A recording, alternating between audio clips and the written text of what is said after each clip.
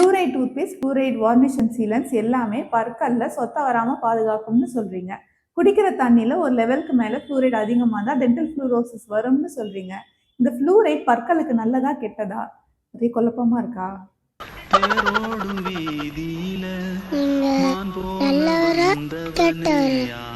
First fluoride எப்படி நம்ம பற்கல்ல சொத்த வராமல் பாதுகாக்கும்னு சொல்கிறேன். ஃப்ளூரைட் நம்ம பற்களோட எனாமல்ல ஃப்ளூரோ ஆபிடேட் கிறிஸ்டல்ஸ் ஃபார்ம் பண்ணும். இது எனாமலை இன்னும் ஸ்ட்ராங் ஆக்கி சொத்த வராமல் பாதுகாக்கும். இனிஷியல் ஸ்டேஜஸ்ல இருக்க சொத்தையை ரிவர்ஸ் பண்ணவும் செய்யும். மேம், அப்போ ஃப்ளூரோசிஸ் வந்தால் நல்லது தானே? பல்லு சொத்த வராமல் இருக்கும்ல? அப்படிலாம் இல்லை. ஃப்ளூரோசிஸ் ஏன் வருதுன்னா, சின்ன வயசுல இருந்தே குடிக்கிற தண்ணியில் இருக்கிற அதிகப்படி ஃப்ளூரைட் கண்டென்ட் பல்லு முளைக்கிறதுக்கு முன்னாடியே டெவலப் ஆகுற ஸ்டேஜ்லேயே பல்லோட எனாமல் சரியாக டெவலப் ஆக விடாமல் ஹைப்போமினரலைசேஷன் ஏற்படுத்தும். இது பற்களை இன்னும் வீக்காக்க தான் செய்யும். மேம், அப்போ ஃப்ளூரைட் ட்ரீட்மெண்ட் பண்ணி பல்லில் ஃப்ளூரோசிஸ் வந்துச்சுன்னா? ஐயோ, மீண்டும் மீண்டுமா?